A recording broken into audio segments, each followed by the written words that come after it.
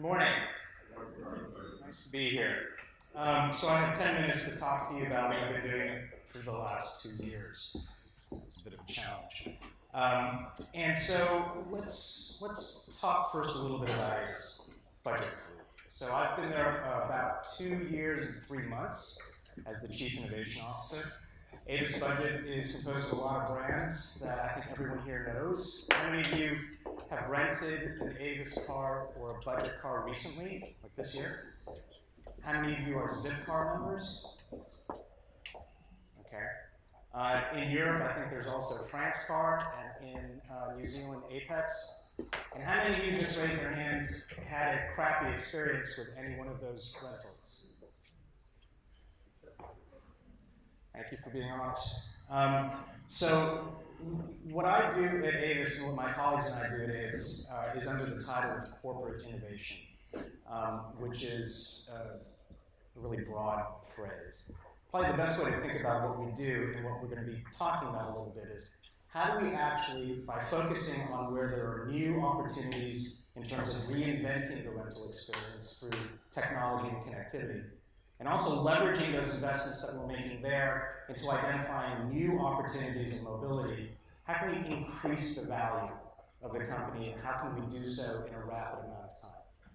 Right? I know the focus for today is at least to present more of a use case so that you can walk away with levers, with lessons learned, with missteps. And so we'll focus specifically on probably the first and most important project that we're undergoing at Avis Budget Group, and I'll talk about that just in a second.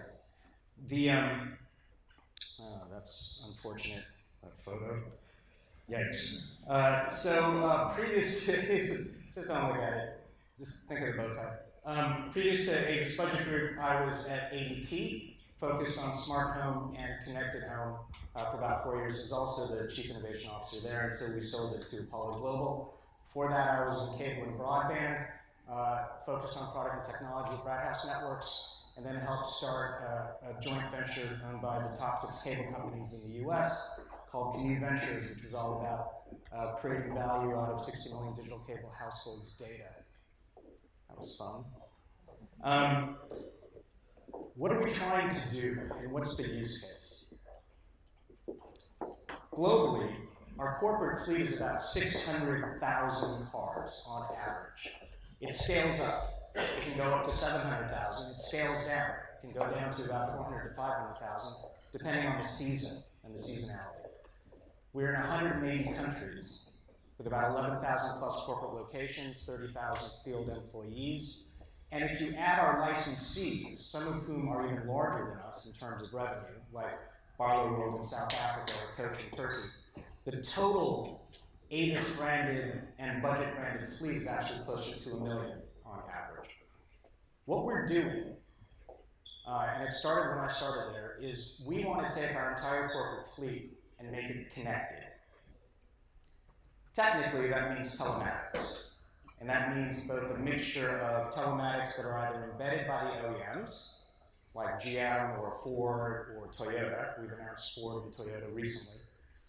And or it means adding aftermarket products into that car, which is what we do with Zipcar. Right? Zipcar, the entire fleet of Zipcar is completely connected. So that experience is what we want, or that technology is what we're currently embedding into our fleet. At this point, we're a little over 100,000 of that 600,000 completely connected. And we've built out a platform to actually manage that from a data-driven perspective. Real fast here, just so that we level set.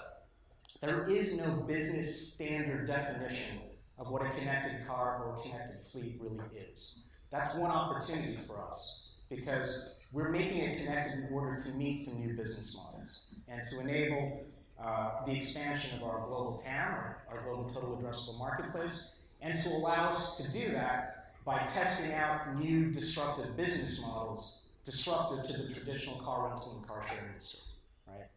When we say connected, really quickly, it means 6 things for that car. First, it means real-time location.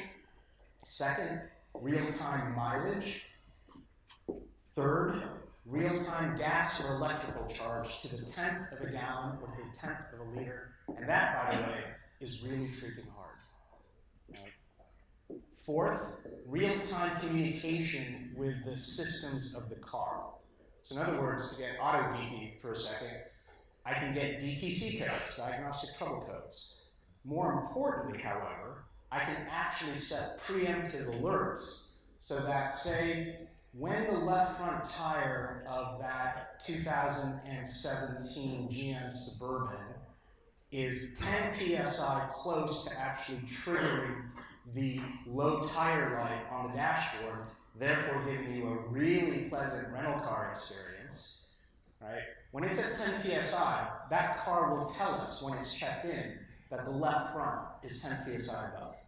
That allows our service agent to go ahead and preemptively bring it back up to compliance, right? We get a good customer experience, hopefully, because you never actually have that. But on the economic side, we're able to do a couple of things. Obviously, one, we've created a much more efficient workforce, right? So John, the service agent, knows exactly which cars in Kansas City on a given day are low in which tires, right? Two, we can hopefully buy less tires. And if you're talking about a fleet of 700,000, it's a lot of tires. And then three, ultimately, if you understand and know the financial model of rental, we've actually hopefully increased the residual value of that automobile, which is how we exit out. You multiply that with several hundred different potential processes on the preemptive side of maintenance, you've changed the business. And we haven't even talked about the fact that we have connectivity with our customers via the digital mobile platform. You marry those two data sets together, you can start creating what we hope is a much more pleasant experience. We're using the term magical, which for some of you rental car customers may be laughable, but it's aspirational. All right, let's just put it that way.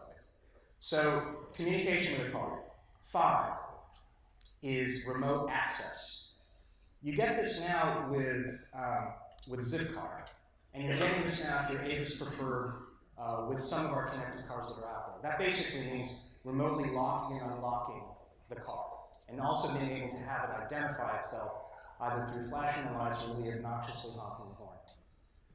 6th and final, immobilization and authorization. In other words, only you, as an authorized rental or member, can actually turn that engine over.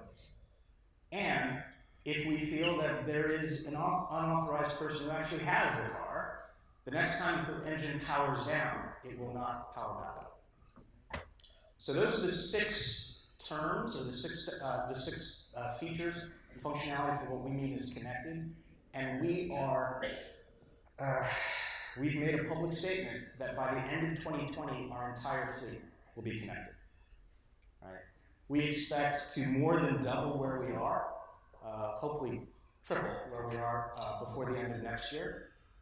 And we're on track at this point to also continue to add more analytics, more insight, as we gather more and more data. We just recently announced a relationship with Amazon, with the AWS group that is now focused specifically on connected car automotive.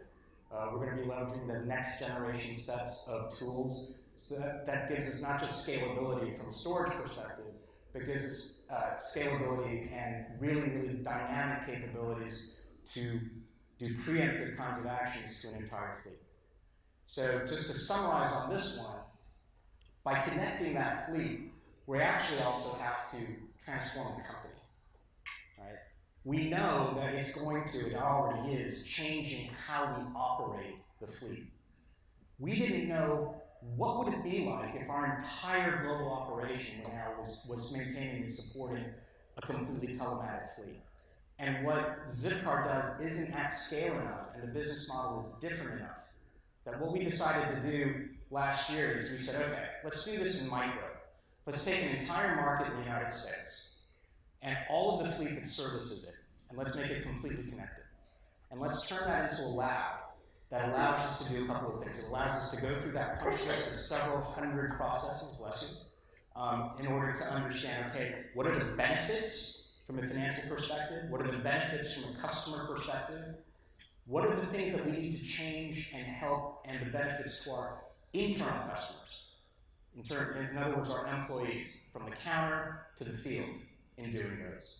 And then, what does that mean in terms of automation? What do we need to change in terms of our back office? How we handle customer service? Everything, a complete and total 360. So we picked Kansas City, which has a fleet that's on average about 5,000 for Avis. We made it completely connected. Kansas City means 3 airports: Kansas City International, Lincoln, Nebraska, and Omaha, Nebraska, and about 20 plus local market offices where we also rent Avis. And since then, we've been actually creating not just a list of benefits. In essence, we're trying to create also a digital playbook so that every other location is tracking in real time how we're solving the problems in Kansas City. And through a platform called Woven, not only are they seeing these posted as selfies and videos that our own folks in Kansas City are doing, they're also interacting directly with the Kansas City staff who are posting, here's our next set of problems, right? So our folks in Minnesota or our people over in Turin are actually checking on this and then reacting back and saying, well, have you thought about this? It's just starting out, but it's pretty powerful. We really like that. Secrets of Success through Business Transformation. I think this title is kind of hubris. Let's actually see what we're learning, right? And what we're attempting to do that's given us some positive results so far. And then to counter that, kind of balance that, we'll talk about where it isn't. I think I'm running out of time on the 10 minutes. Like I said before, employee user experience is as important as the customer user experience. You have to focus on that. Improve your tools. This is product development and product management. And for a lot of traditional companies that are very field service oriented, they don't even have the phrase product or product development. It is. And the third is leverage the tech, just like we were talking about with Woven, to train and engage the employees so that you can get that kind of feedback in real time. And also, all of this is aligned to move the needle on the day-to-day business metrics of a large publicly traded company. It isn't a separate set of KPIs. It is absolutely set to the KPIs that move the needle, that our analysts are tracking, and that we report out on a quarterly basis. In terms of lessons learned, you got to start local, right? When we were thinking about this, we were thinking too globally at first because we are a global company, right? You need to put this at the edge, which is one of the biggest things we've learned, and understand that there will be a variance, and put some points on the board. Definitely put some fast points on the board. In terms of looking ahead, how are we baselining this then, both on the operational and on the financial side? That is where we hope to see a higher valuation for the company. And then as we move forward, right, and create this completely connected fleet and business, we have to improve how we actually do that on a successive basis. It ain't easy, but it is a hell of a lot of fun right now. Apologies for running over, and I think with that, Brian?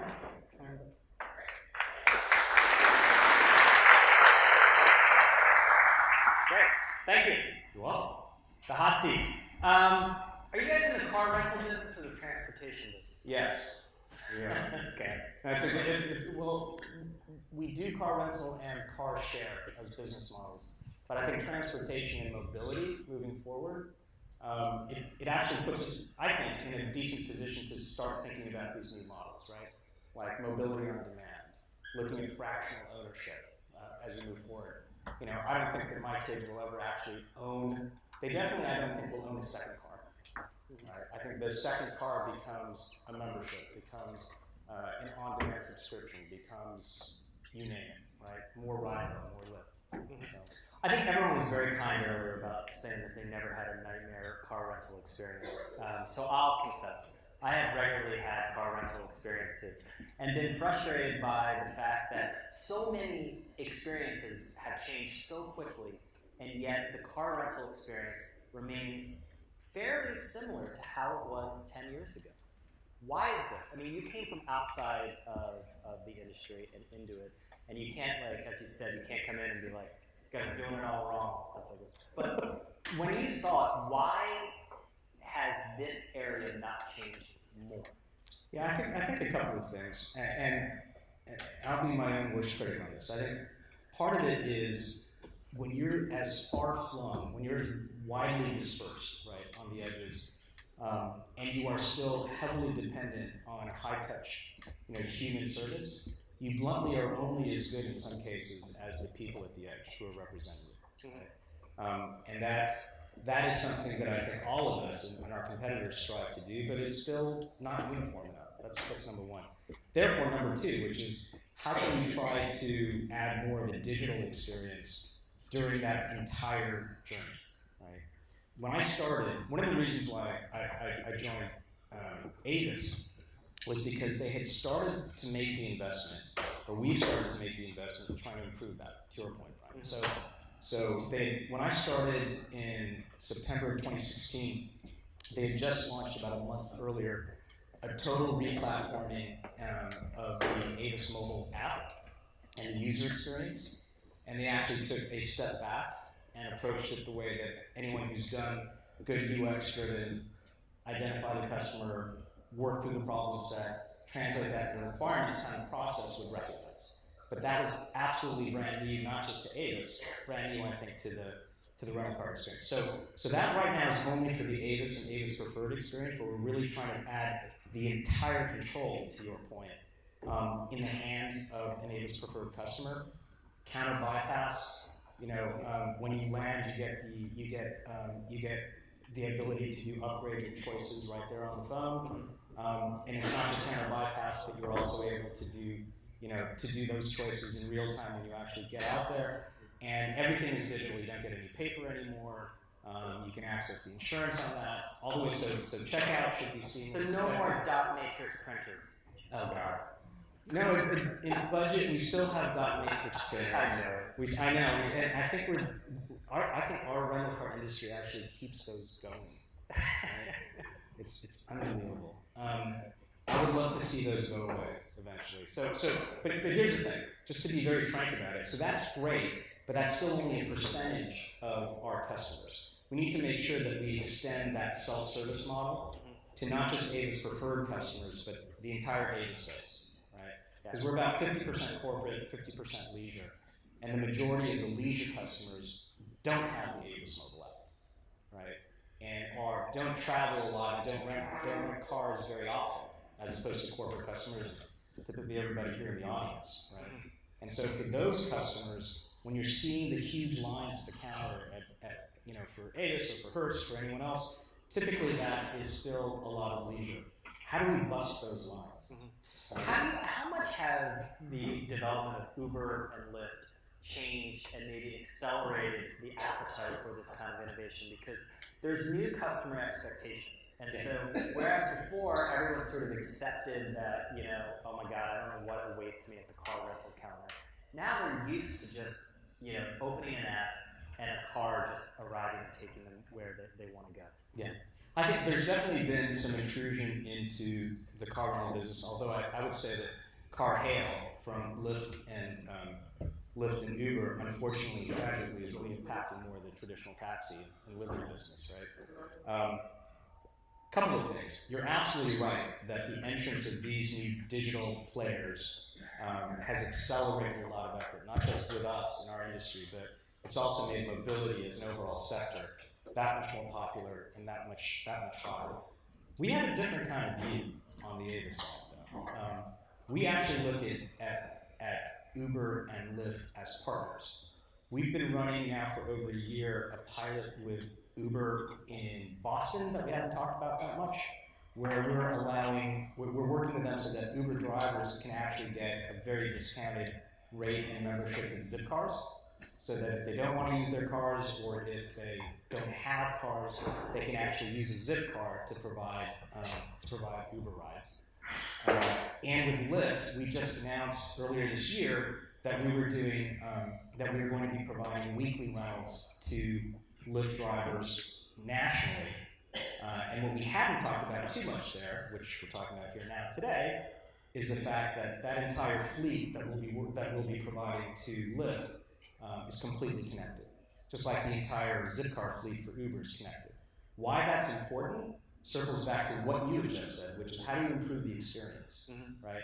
So in ride hail, we have actually not only to improve the experience of the rider in the back, how do we improve the experience of the driver, right, who's driving that Uber or that Lyft?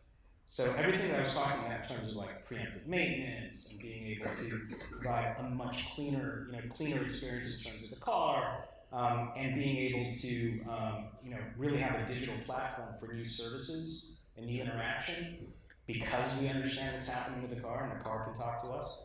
All of that hopefully will carve out some new territory and create some new value in our partnerships with Lyft and with Lyft and Uber, and we think that's pretty unique right now. So what were the biggest internal hurdles that you faced?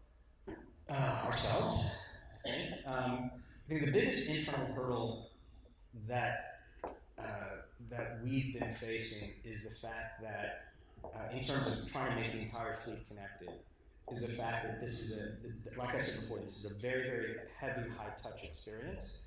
Also, secondly, we've had to modernize internal systems. So thank God when I started, I think I was telling you that when I started, we were only 1 year away from modernizing Wizard, which is the nearly decades-old reservation, billing, and rental system that had been still mainframe and assembler, right? So as of this year, it is now rewritten in a modern language. It's compartmentalized, modular, new architecture, and cloud hosted. So all of that good stuff. But modernizing ourselves, and then what I said before in the slides, I think, Brian, which is improving as well and adding new digital tools and mobile tools for our service agents. You talked about using traditional KPIs. Is that just the reality of being in a 90-year-old publicly traded company, or is that how you would want it to be? I mean, if you had your choice, would you have different measures of success?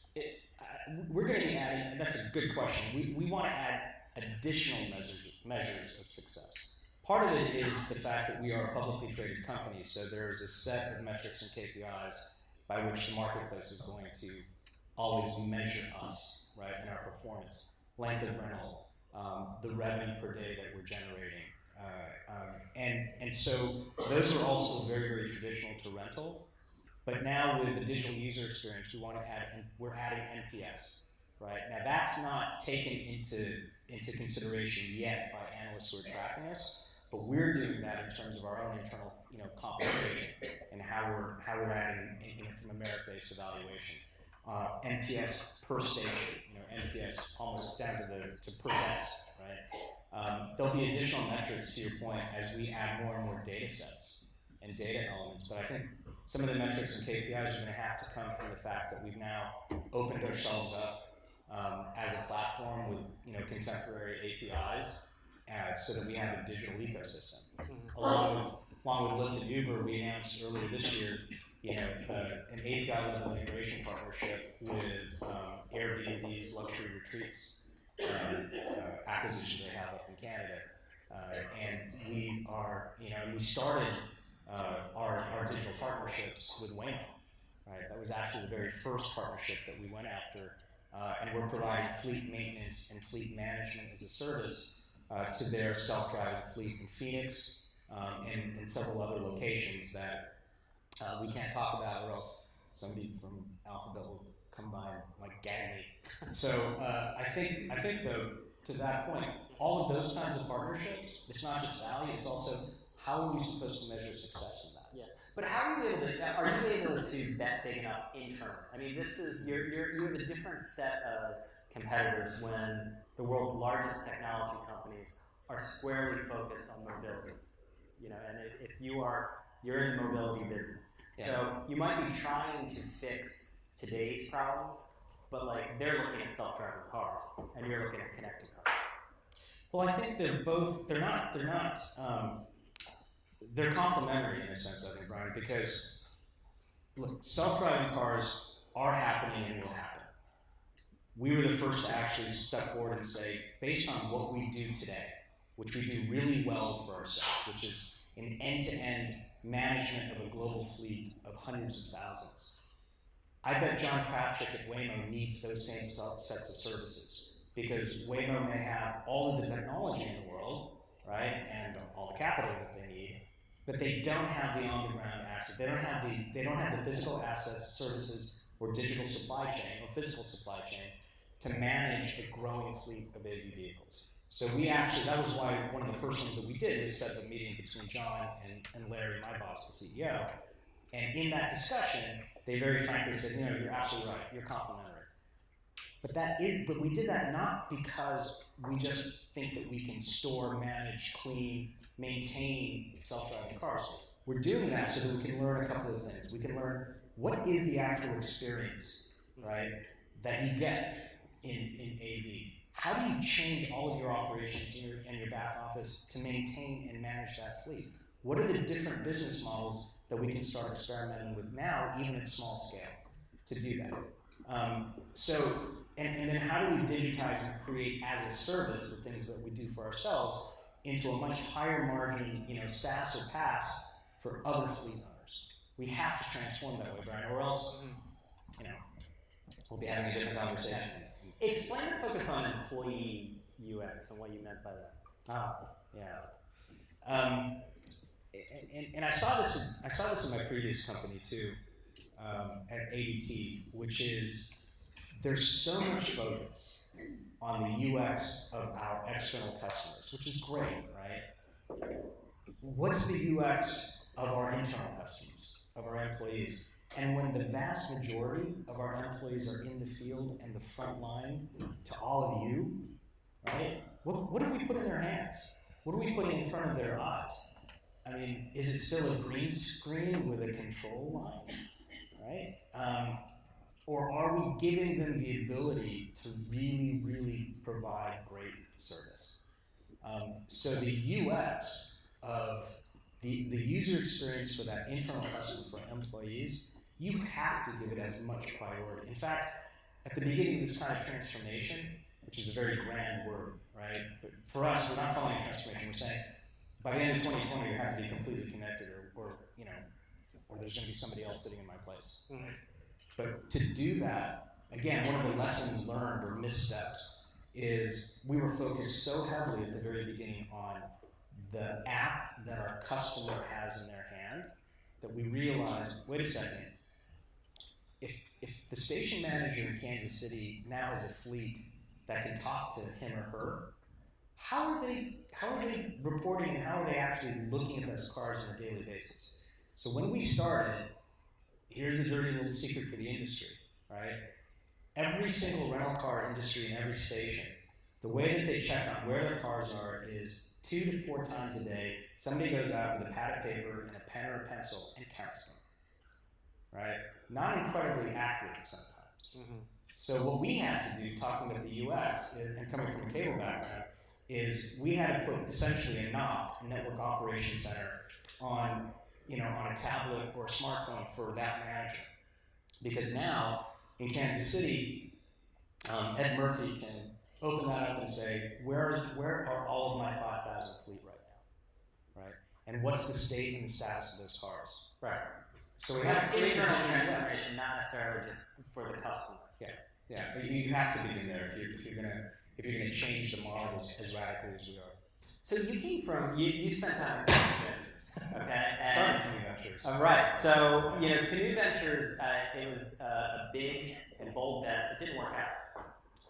It didn't meet our objectives, and obviously I'm not there at this point. Right. The platform is still there. I think it's successfully transacting in the millions, if not billions, of transactions for Comcast. But it had massive. We were shooting for the stars. So what did you take away from that experience? That I would do it again, give it another shot. If there were the opportunity to change an industry and provide something that would do something absolutely amazing and actually create benefit along the way, that's number one. Number two, it's really, really difficult when you have 6 owners. It's probably the second lesson. Not 6 board members, 6 owners. Not impossible, because there are JVs in cable that have worked and succeeded. And probably the third which I said here is get some early wins on the board. Yeah. I think we were very, very focused on the big picture because the big picture was so transformative, potentially so beneficial, that we probably overlooked some early wins that would have provided not only a degree of validation, but also maybe muted some of the background noise, so to speak, right? So that's probably with a chance to do it again, get those early wins up there, even if you have to duct tape and baling wire and use gum to get the shit out. Okay. Final thing is, I fly to LAX in 5 years. What is my rental experience from Avis? I love this question. All right, your rental experience actually begins when you're booking on your phone or your laptop well before LA. You're going to be able to, and our rental experience wants to start with real questions that matter to you. Like, hey, if you're traveling with kids, do you want to have, do you want to not have to carry a week's worth of diapers and everything else? We'll have everything waiting for you there. And maybe we've partnered with, some kind of hospitality chain so that it's either in your car, which is connected, waiting for you, or it's going to be, waiting at that home or apartment or hotel room. Also, on the day of your arrival, on the day of your travel, right, to your airport before you can get to LAX, you're going to get picked up because you've chosen that option by one of our ride-haul partners, probably, right? And again, if you have kids, maybe there'll be something in the backseat just to get them excited about this trip because God knows that's one of the pain points, right?